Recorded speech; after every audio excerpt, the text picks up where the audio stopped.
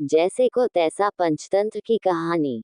एक बार की बात है, सीतापुरी गांव में जीर्णधन नाम का एक बनिया रहता था। उसका काम कुछ अच्छा नहीं चल रहा था, इसलिए उसने धन कमाने के लिए विदेश जाने का फैसला किया।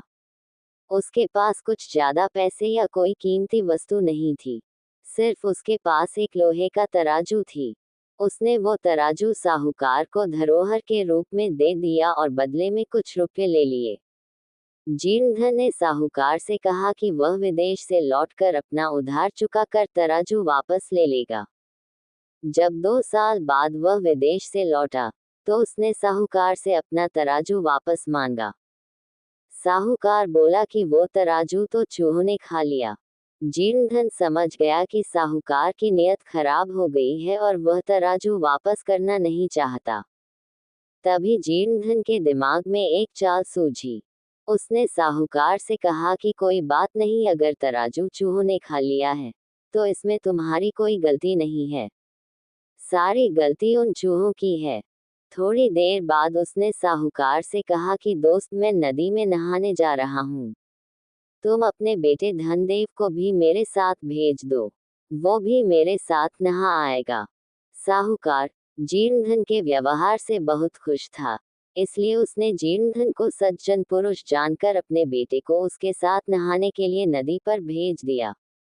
जीर्णधन ने साहूकार के बेटे को नदी से कुछ दूर ले जाकर एक गुफा में बंद कर दिया। उसने गुफा के दरवाजे पर बड़ा सा पत्थर रख दिया, जिससे साहूकार का बेटा बचकर भाग न पाए। साहूकार के बेटे को गुफा में बंद करके जीर्णधन वापस साहूकार के घर आ गया। उसे अकेला देखकर साहूकार ने पूछा कि मेरा बेटा कहाँ है। जीर्णधन बोला कि माफ करना दोस्त, तुम्हारे बेटे को चील उठाकर ले गई है। साहूकार हैरान रह गया और बोला कि ये कैसे हो सकता है, चील इतने बड़े बच्चे को कैसे उठा ले जा सकती है। जीर्णधन बोला, जैसे चूहे लोहे के तराजू को खा सकते हैं, वैसे ही चील भी बच्चे को उठाकर ले जा सकती है। अगर बच्चा चाहिए तो तराजू लौटा दो। जब अपने ऊपर मुसीबत आई तब साहूकार को अक्ल आई। उसने जीर्णधन का तराजू वापस कर दिया और जीर्णधन ने साहूकार के बेटे को आजाद कर दिया। कहानी की सीख, जो जैसा व्यवहार करता है उसके साथ वैसा व्यवहार करो, ताकि उसे अपने गलती का एहसास हो जाए। मित्रद्रोह का फल। बहुत साल पहले हिम्मत नाम के नगर में 2 पक्के दोस्त धर्मबुद्धि और पापबुद्धि रहा करते थे। एक दिन पापबुद्धि के मन में ख्याल आया कि क्यों न दूसरे नगर जाकर कुछ पैसा कमाया जाए। इतना सोचते सोचते पापबुद्धि के मन में हुआ कि वो धर्मबुद्धि को भी साथ लेकर जाएगा, जिससे दोनों खूब सारा पैसा कमाएंगे और फिर लौटते समय वो धर्मबुद्धि से उसका पैसा किसी तरह से हड़प लेगा। अपनी चाल को पूरा करने के लिए उसने धर्मबुद्धि को दूसरे शहर जाने के लिए मना लिया। दोनों अपने नगर से खूब सारा सामान लेकर दूसरे शहर पहुंच गए। कुछ महीनों तक वहीं रहकर धर्मबुद्धि और पापबुद्धि ने सामान को काफी अच्छी कीमत में बेचा।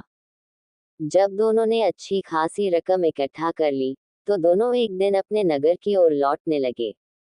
पापबुद्धि अपने दोस्त धर्मबुद्धि को जंगल के रास्ते से लेकर आया।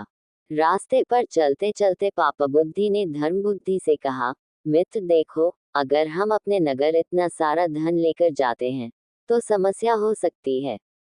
चोर इसे चुरा सकते हैं, लोग हमसे जलन का भाव रखने लगेंगे और कुछ उधार भी मांग लेंगे। ऐसे में बेहतर होगा कि हम आधा धन इसी जंगल में छिपा देते हैं।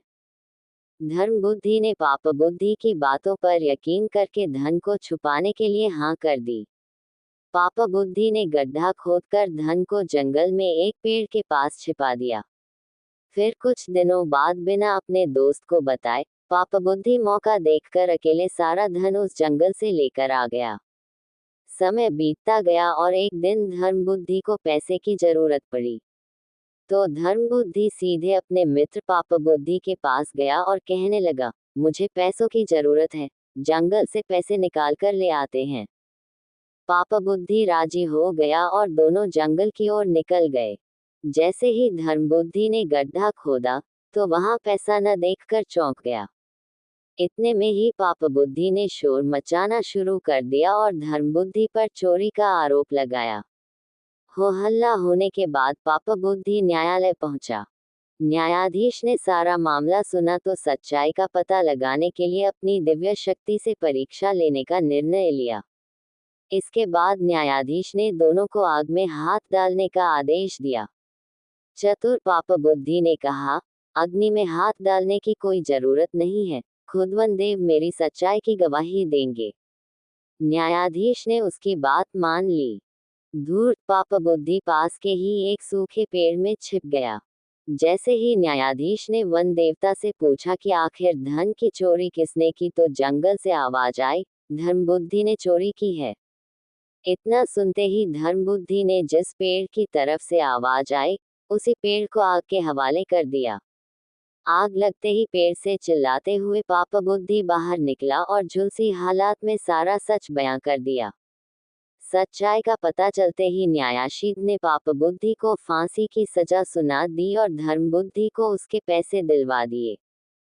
कहानी से सीख, दूसरे के लिए बुरा सोचने वाले के साथ बुरा ही होता है।